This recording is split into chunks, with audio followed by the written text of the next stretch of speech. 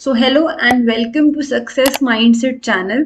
अगर आप चैनल से फर्स्ट टाइम जुड़ रहे हैं तो चैनल को सब्सक्राइब करना और बेल आइकन को क्लिक करना मत भूलिएगा।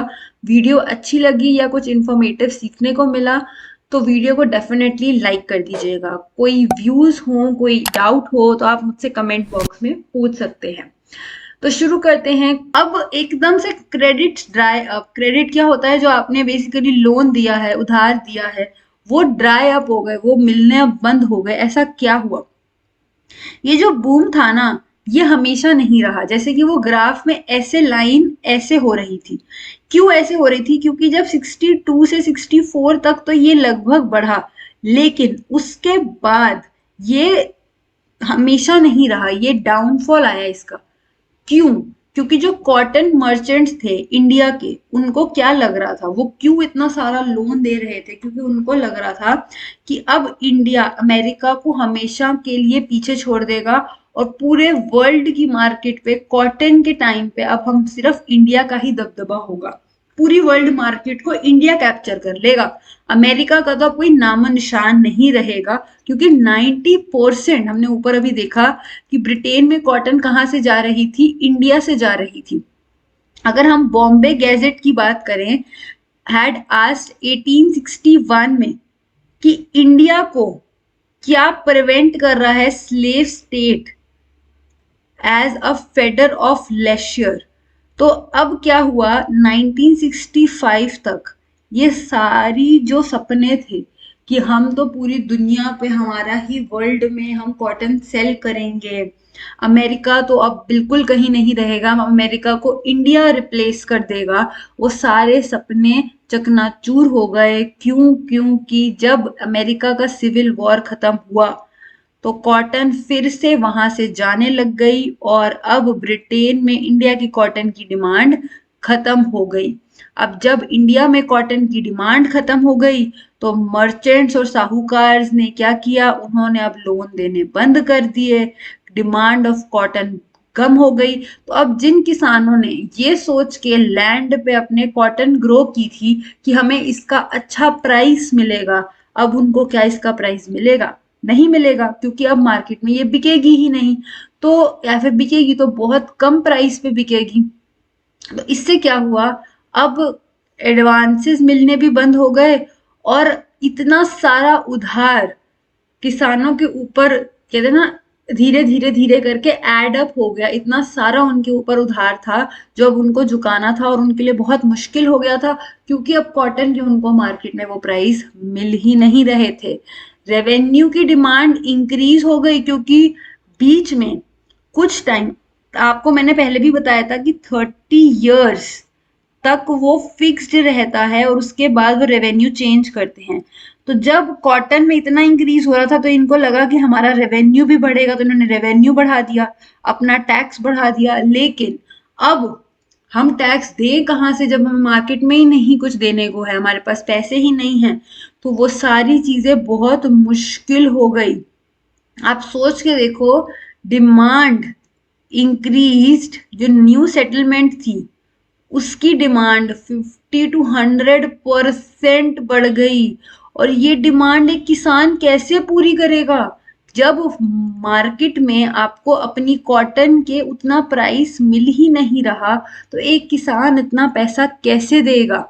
तो फिर वो वापस से उधार लेने के लिए चले गए, लेकिन इस बार उनको उधार नहीं मिला, क्योंकि मनी लेंडर को पहले पता था कि कॉटन मार्केट में इतनी ज्यादा बिक रही है कि आज नहीं तो कल उनका उधार उनको वापस मिल जाएगा। लेकिन अब उन्हें कोई कॉन्फिडेंस नहीं था कि कोई किसान उनका उधार वापस कर पाएगा, क्योंकि कॉटन के अब प्राइसेस मार्केट में मिलेंगे ही नहीं, क्योंकि अब वो एक्सपोर्ट नहीं हो रही है। तो ऐसे करके सारा का सारा जो इनजस्टिस था, सारा का सारा जो प्रॉब्लम्स थी, वो किसके ऊपर आ गई? किसानों के ऊपर आ गई, पेजेंट्स के ऊपर आ गई, जो रायत है। तो उनको ना उधार मिल रहा था, लोन मिल रहा था, और उनके ऊपर इतना रेवेन्यू था, जो उनके ऊपर टैक्स था जो उनको देना था। एंड वो जो किसान अपना किसानी से ही अपना घर चलाएगा, तो जब किसान जो ग्रो कर रहा है उसको उतने पैसे ही नहीं मिल रहे, तो फिर वो कैसे अपना घर चलाएगा, कैसे टैक्स देगा और हर चीज कैसे मैनेज करेगा? जब मनी लेंडर्स ने मना कर दिया कि अब हम आपको और लोन्स नहीं देंगे, और जो डीपर और डीपर इनटू डेट्स, क्योंकि लोन के ऊपर ना बहुत ज्यादा इंटरेस्ट लगाया जाता था और इनका डेट ना जाने कितना बढ़ता चला गया, और लोग मनी लेंडर्स के उधार पे ही जी रहे थे। लेकिन अब वो इतने मनी लेंडर्स को सब कुछ पता था कि लोग इतने परेशान हैं, लेकिन मनी लेंडर्स ने बहुत ज्यादा इनसेंसिटिव चीज की। मनी लेंडर्स ने किसी का दुख दर्द नहीं समझा और उन्होंने कुछ ऐसा किया जो मनी लेंडर कस्टमरी नॉर्म्स, एक ना नॉर्म होता है कि अगर आपने किसी से 100 रुपए का उधार लिया है तो उस पे ना आप 100 रुपीज का इंटरेस्ट, 100% इंटरेस्ट नहीं लगाओगे कभी भी कि आपको मुझे 200 रुपए वापस करने होंगे, ऐसा नहीं होता ना।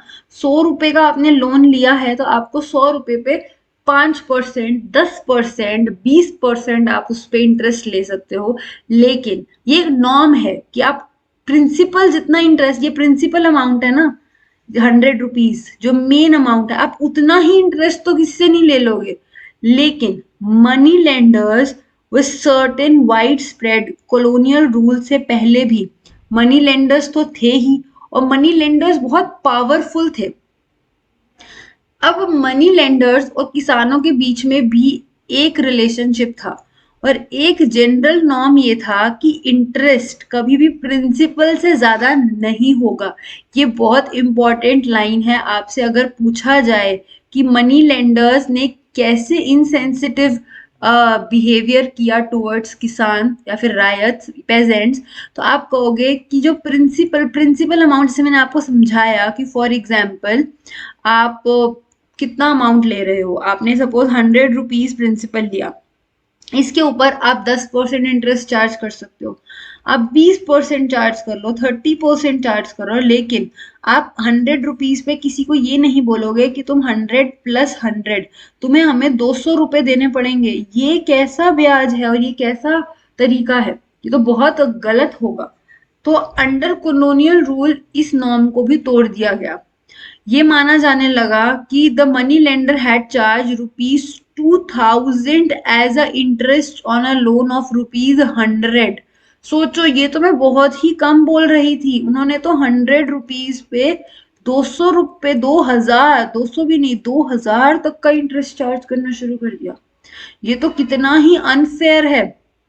और जब किसानों को ये बात समझ आने लगी कि उनके साथ कितना अन्याय हो रहा है, तो वो कहाँ गए, वो जस्टिस लेने गए। कोर्ट में जाएंगे आप जब आपके साथ कुछ गलत होगा, तो उन्होंने पिटिशन फाइल की, उन्होंने बोला कि ये जो एक नॉर्मल रूल है कि प्रिंसिपल से ज्यादा, ये तो मैं बराबर कह रही थी, मैं ये तो गलत ही कम ही कह रही थी, ये तो ये हो गया कि आप उस 2 रुपए के ऊपर आपने 200 रुपए चार्ज कर डाले। क्या मतलब हुआ उन 2 रुपए का, 2 रुपए मुझे चाहिए ही नहीं अगर मेरे को 200 रुपए देने पड़ेंगे 2 रुपए की बदले में। तो ये कैसा उधार है। तो इनके साथ बहुत गलत हो रहा था और इन्होंने पेटिशन, अपना जो प्रॉब्लम्स थी उनकी पेटिशन लिखनी शुरू की रायट्स को। उन्होंने मनी लेंडर्स को ऐसे लोगों की तरह देखना शुरू किया जो उनके दुख का रीजन थे, और वो इतना गलत कर रहे थे।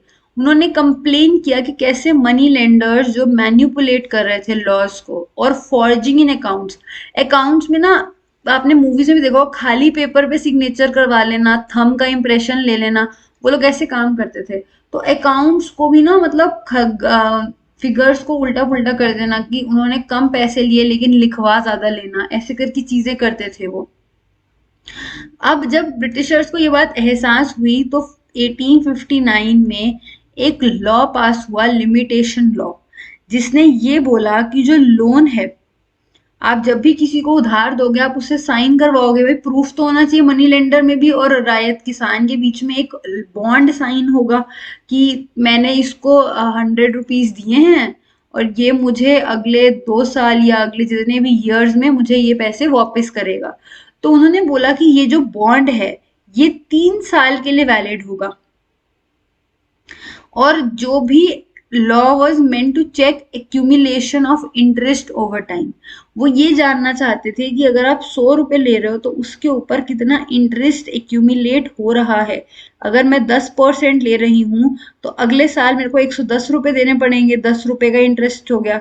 फिर मेरे पे 20 रुपए का इंटरेस्ट चढ़ेगा, 30 रुपए का, या इसके ऊपर चढ़ेगा अगर आप सिंपल इंटरेस्ट नहीं रख रहे हो। तो थोड़ा मैथ्स हो जाएगी इसमें, बट बहरहाल वो ये जानना चाहते थे कि इंटरेस्ट कितना लग रहा है ओवर टाइम। अब मनी लेंडर्स ने इस चीज को भी अपने तरीके से घुमा दिया। जैसे ऊपर आपने ऑक्शन का देखा था ना कि ऑक्शन करने का रूल तो उन्होंने बना दिया था जमींदारी को, लेकिन ऑक्शन हकीकत में हो रही थी नहीं हो रही थी, फिक्टिशियस ऑक्शन हो रही थी। मतलब सिर्फ देखने में लग रहा था कि जमीन किसी और की थी, अब किसी और को मिल गई, लेकिन हकीकत में वो जमीन जिस जमींदार की थी वो उसकी ही रह रही थी। तो ठीक उसी तरह इस लिमिटेशन लॉ को भी मनी लेंडर्स ने अपने तरीके से घुमा दिया। कैसे किया उन्होंने? उन्होंने हर 3 साल, उनको पता था कि ये लॉ कितने साल का है, 3 इयर्स का है। अब वो क्या करते थे, बेचारा किसान मजबूर है, उसको पैसे चाहिए। देखो कोई इंसान, आप सोचोगे यार वो रायत या किसान ऐसे बॉन्ड साइन कर ही क्यों रहे हैं जब उनको पता है उनके साथ गलत हो रहा है। उनके पास कोई ऑप्शन नहीं है। अगर वो ऐसा नहीं करेंगे वो अपना घर कैसे चलाएंगे, उनको अपना टैक्स भी पे करना है, उनको अपनी लाइफ जीनी है, उनके पास और कोई साधन नहीं है। नहीं तो कौन इतना ज्यादा उधार, इतना ज्यादा ब्याज या इंटरेस्ट देना चाहता है। तो इस पे मनी लेंडर्स ने क्या किया, हर 3 साल के बाद वो जो भी नया बॉन्ड होता था वो साइन करवा लेते थे। तो क्या हुआ कि बस पेपर चेंज हुआ है। पहले ये वाला बॉन्ड था 2000 में, और 2003 में क्या हुआ, एक नया बॉन्ड साइन करा लिया गया। ओनर वही मिस्टर राम थे और अभी भी मिस्टर राम ही रहेंगे, और जो यहाँ अमाउंट था वो यहाँ पे ये लोग इसका प्रिंसिपल बना देते थे। ऐसे करके ये लोग घपलेबाजी भी कर रहे थे। जो ओरिजिनल लोन जैसे सपोज ₹100 है, तो यहाँ पे भी ₹100 लिखा जाना चाहिए, लेकिन नहीं, ये यहाँ अगर 200 ऐड हो गए तो ये यहाँ 200 लिख देते थे। और अब एक्चुअल में क्या हुआ कि 100 रुपए लिए थे, लेकिन 3 साल के बाद तो अब ऐसा दिखाया जा रहा है कि इसने तो 200 या 300 रुपए लिए थे। तो वो ऐसे करके एक्यूमुलेटेड इंटरेस्ट जो प्रिंसिपल में एंटर कर रहे थे। यह बात अगर थोड़ी आपको मैथ्स में लग रहा है या लग रहा है कि यार ये क्या हो रहा है, बस आप ये समझो कि जो मनी लेंडर्स थे उन्होंने अब एक वही इंसान से नए पेपर पे करा लिया, और प्रोसेस वही चल रहा था। अब इससे क्या हुआ कि परेशानियां तो खत्म हुई नहीं। पेटिशंस जो डाली जा रही थी, दक्कन रायत कमीशन ने वो सारी पेटिशंस को इकट्ठा किया। रायट्स ने अपनी सारी की सारी प्रॉब्लम्स को डिस्क्राइब किया कि उनके साथ कितना गलत हो रहा है, और कैसे मनी लेंडर्स अलग अलग तरीकों से फिर भी उनको जो नए लॉ हैं वो उस हिसाब से नहीं चल रहे हैं, उनको तोड़ रहे हैं। और जब आपने सपोज 100 रुपए लिए तो आपने वहां पे साइन किया या अंगूठा लगा दिया, थंब लगा दिया, तो आपको भी एक रिसिप्ट, आपको भी एक प्रूफ मिलना चाहिए ना कि मैंने 100 रुपए लिए हैं और अब मैंने 100 में से 50 रुपए वापस दे दिए हैं। आपको ऐसे एक प्रूफ आपके पास भी होना चाहिए। लेकिन मनी लेंडर्स उनको वो रिपेयर किए हुए लोन की रिसिप्ट देते ही नहीं थे, और एक फिक्टिशियस फिगर ऐसे ही आगे जाके वो नए नए बॉन्ड साइन कराते रहते थे। और वो कहते हैं ना कि एक बार आपने लोन ले लिया, किसी से उधार ले लिया, पहले में होता था, अब वो जिंदगी भर आप वो उसके उधार आपको अब झुका ही नहीं पाओगे। इस तरीके से वो लोग उनको बांध देते थे। डीड्स और बॉन्ड्स जो ये लोग साइन करवाते थे वो एक ऑपरेसिव सिस्टम कि उनके ऊपर अब वो फंस गए हैं, अब उसके अंदर वो परेशान थे, वो उसका एक सिंबल था। इन डीड्स को हैव बीन रेयर। ब्रिटिश वो सस्पिशियस कि जो ये ट्रांजैक्शन हो रहे थे ये इनफॉर्मल अंडरस्टैंडिंग के बेस पे हो रहे थे, क्योंकि जो पहले चीजें इनके रूल से पहले चली आ रही थी, लोग आज भी उसी इनफॉर्मल क्या होता है, जैसे आप बैंक से जाके लोन ले रहे हो, that is a proper formal way of taking a loan. लेकिन अगर आप अपने दोस्त से बोल दो यार मुझे तू 100 रुपए दे दे, तो वो एक फॉर्मल वे नहीं है, वो एक इनफॉर्मल वे है। तो ब्रिटिशर्स को लगा कि ये जो रायट्स और मनी लेंडर्स में प्रॉब्लम हो रही है ये इसीलिए हो रही है क्योंकि ये लोग ना वो पास्ट के तरीके से चल रहे हैं। उन्होंने कहा कि जो ट्रांजैक्शन क्या होता है, दो लोगों के बीच में, सपोज ये मनी लेंडर है और ये रायत है, तो रायत ने क्या किया, जब उनसे मनी ली, इसके बदले अब ये उसको इंटरेस्ट पे करेगा, तो ये ट्रांजैक्शन हो रहा है।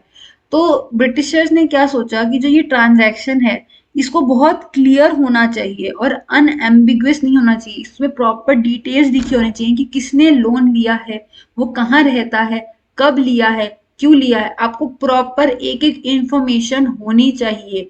तो उन्होंने कहा कि अब ये रेगुलेटेड बाय लॉ होना चाहिए, क्योंकि जब लॉ बन जाता है ना, तो चीजें इनफॉर्मल नहीं, चीजें फॉर्मल होने लग जाती हैं। तो उन्होंने सोचा कि जब तक इसको लीगली नहीं किया जाएगा, इसकी कोई कीमत नहीं होगी, और जो वो प्रॉब्लम्स किसान फेस कर रहे हैं वो फेस करते ही रहेंगे। पेजेंट्स की जो लाइफ थी वो एक मिजरी के तरीके से दिखने लगी, क्योंकि जो बॉन्ड्स और डीड्स वो लोग साइन कर रहे थे, वो एक मिजरी का साइन था कि वो लोग कितने परेशान थे। उन लोगों को साइन और थंब का इंप्रेशन, जो कहते हैं ना, अंगूठा लगवा लेते थे किसी भी डॉक्यूमेंट पे, और उनको पता ही नहीं होता था कि हकीकत में वो डॉक्यूमेंट है क्या। आपने देखा हो कितनी बार खाली पेजेस पे लोगों से साइन करा लेते थे या फिर उनका थंब लेते थे, बाद में पता चलता था उनकी पूरी पूरी जमीन अब वो हड़प ली गई है, वो मनी लेंडर्स ले लेते थे। आपने मूवीज में भी देखा होगा कि ऐसा होता था। तो उन लोगों को कुछ नहीं पता होता था कि किस चीज पे वो साइन कर रहे हैं। और कभी कभी एक बॉन्ड है सपोज जिसमें उसने लोन लिया है, तो उसमें नीचे ना टर्म्स और कंडीशंस लिखी होती थी कि आपको इस लोन को इतनी डेट को चुकाना है, इतने परसेंट आपको इंटरेस्ट या ब्याज देना होगा, वो सब चीजें लिखी होती थी। तो कभी कभी वो नई टर्म्स एंड कंडीशंस, नई क्लॉजेस को ऐड कर देते थे बॉन्ड में, कौन, मनी लेंडर्स, और ये बात किसानों को पता ही नहीं होती थी। और क्योंकि नीचे उनके साइन हैं या उन्होंने ऐसे खाली पेज पे साइन किया है, उनके पास कोई चॉइस ही नहीं होती थी कि उनको वो मानना पड़ेगा, क्योंकि जब वो उनकी बात मानेंगे तभी उनको आगे जाके दोबारा उधार मिलेगा। तो अपने लाइफ को जीने के लिए उनको उधार चाहिए था, और उधार उन्हें कहाँ से मिलेगा, मनी लेंडर से मिलेगा। इसीलिए चाहे वो बात सही थी गलत थी, उनको उनको पता था कि ये उनके साथ गलत हो रहा है, लेकिन फिर भी उनको वो बातें माननी पड़ती थी, क्योंकि उनके पास और कोई ऑप्शन नहीं होता था। अब बात करते हैं द डेक्कन रायट्स। जो ये रायट्स हुए, क्योंकि ये इतनी बड़ी प्रॉब्लम हो गई कि अब लोग इसको, उन लोगों के कहते हैं ना, आपके सर से ऊपर निकल गया पानी, वो इतने परेशान हो गए, तो रिवोल्ट हो गया। तो स्टार्टिंग में जब गवर्नमेंट ऑफ बॉम्बे, उन्होंने कहा कि ये कोई बहुत सीरियस चीज नहीं है जो ये जब राइट शुरू हुए, लेकिन 1857 का रिवोल्ट इस वक्त हो चुका था। उसके डर से गवर्नमेंट ऑफ इंडिया ने एक कमीशन इंक्वायरी की कि बेसिकली ये क्या प्रॉब्लम है किसानों की जो उनको इतना परेशान कर रही है। इस पे एक रिपोर्ट प्रोड्यूस की गई थी, इंडिया में नहीं। ये रिपोर्ट कहाँ प्रोड्यूस की गई थी, ब्रिटिश पार्लियामेंट में 1858 में। क्योंकि 1857 में जो हुआ उसने ब्रिटिशर्स की बुनियाद को हिला दिया था, क्योंकि वो फर्स्ट वॉर ऑफ इंडिपेंडेंस कहा जाता है। इसीलिए वो इस बार जब रिवोल्ट रायट्स हुए, तो उन्होंने इस बार कहा कि हम ना इस बार रिस्क नहीं लेंगे। तो उन्होंने एक कमेटी बिठाई जिसने पूरी इन्वेस्टिगेशन की, और उसकी रिपोर्ट ब्रिटिश पार्लियामेंट में गई। रिपोर्ट ने ये कहा कि जो डेक्कन रायट रिपोर्ट है, हिस्टोरियंस को काफी सारे अलग अलग सोर्सेज मिलते हैं जिनसे वो पढ़ते हैं, और उनको पता चलता है कि कमीशन ने एक एक रायट्स के जो भी रिकॉर्ड्स थे, सेटलमेंट्स थी, साहूकार, आई विटनेसेस, उन सब के जो स्टैट्स थे कि वहां के क्या हाल है, वो सब कुछ रिकॉर्ड किया। उनको कितना प्राइस मिल रहा है, उनको कितना टैक्स देना पड़ रहा है, वो सारी चीजें, ये सारा कुछ रिकॉर्ड किया गया था। जो डिस्ट्रिक्ट कलेक्टर, जैसे मैंने आपको पहले बोला था कि ये ब्रिटिशर है, ब्रिटिशर और यहाँ पे रायट्स हैं। तो उन्होंने पहले जब परमानेंट सेटलमेंट जो बंगाल में की थी, उन्होंने क्या किया था, बीच में जमींदार्स को ले आए थे। लेकिन अब वो उन्होंने खुद के ऑफिसर्स जो रेवेन्यू कलेक्टर्स थे उनको अपॉइंट किया था। तो जब रेवेन्यू को कलेक्ट करना, तो उसके लिए आपको प्रॉपर रिकॉर्ड मेंटेन करने थे, ये सब हमने ऊपर डिस्कस किया था। तो वही रिकॉर्ड्स और रिपोर्ट्स इस कमिटी ने इकट्ठी की, और फिर वो सारा कुछ ब्रिटिश पार्लियामेंट में डिस्कस हुआ। लेकिन जो एक्चुअल में किसान था उसकी प्रॉब्लम तब भी कोई सॉल्व नहीं हुई। और वो लोग अपने में ही बस इंक्वायरियां करते रहे और कोई ऐसा सॉल्यूशन निकला नहीं। तो ये था पूरा का पूरा इवेंट, और हमें ये पता चलता है कि आपको सिर्फ एक रिपोर्ट नहीं पढ़नी होती। एज अ हिस्टोरियन उन्होंने बहुत सारे सोर्सेस को पढ़ा, तब जाके उनको ये सारी इंफॉर्मेशन पता चली। और मैंने आपको पहले भी बोला था कि 1857 का अगर न्यूज़पेपर ब्रिटेन में कोई छप रहा है उस न्यूज़ का, और एक न्यूज़ जो इंडिया में छप रही है, उन दोनों की एंगल ऑफ एक ही इवेंट बहुत अलग तरीके से दिखाया जाएगा। फॉर एग्जाम्पल, अगर चौरी चौरा इवेंट जिसमें पुलिस स्टेशन में आग लगा दी गई थी, वो जब ब्रिटेन में दिखाया जाएगा तो दिखाया जाएगा कितना गलत है, ब्रिटिशर्स को मार दिया, वो तो उनके अच्छे के लिए आए हैं। मतलब वो ब्रिटिश के एंगल से दिखाएंगे, और इंडिया के एंगल से दिखाया जाएगा कि ये हमारी आज़ादी की फर्स्ट वॉर है, हमें फ्रीडम चाहिए। तो आपको दोनों एंगल्स देखने पड़ेंगे, और जब आप आंसर लिख रहे हो तो आपको उस चीज में भी ये चीज का ध्यान रखना पड़ेगा। तो ये था आपका chapter 10, colonialism and the country side. इसके मैंने सारे एस्पेक्ट्स को कवर करने की कोशिश की है। अगर आपको कोई भी डाउट हो आप मुझसे कमेंट बॉक्स में पूछ सकते हैं। वीडियो अच्छी लगी, कुछ इन्फॉर्मेटिव सीखने को मिला, तो वीडियो को डेफिनेटली लाइक कीजिएगा। और अगर अभी तक सब्सक्राइब नहीं किया है तो सब्सक्राइब करके बेल आइकन को डेफिनेटली क्लिक कर लीजिएगा। मिलती हूँ मैं अगली वीडियो में। अब हम शुरू करेंगे चैप्टर 11, और अब लगभग एंड पे आ चुके हैं हम। तो अभी रिवाइज कीजिए इन चैप्टर्स को, और कोई भी एमसीक्यू है, लॉन्ग क्वेश्चंस हैं, ये जो मैं, आप अगर बुक में मार्क नहीं कर रहे, अपने नोट्स नहीं बना रहे, एटलीस्ट सुनो इनको, ताकि आपके जो डाउट्स हैं वो क्लियर होंगे और आपको काफी हद तक चीजें समझ आएंगी। मिलती हूँ मैं अगली वीडियो में, तब तक के लिए keep learning and keep growing.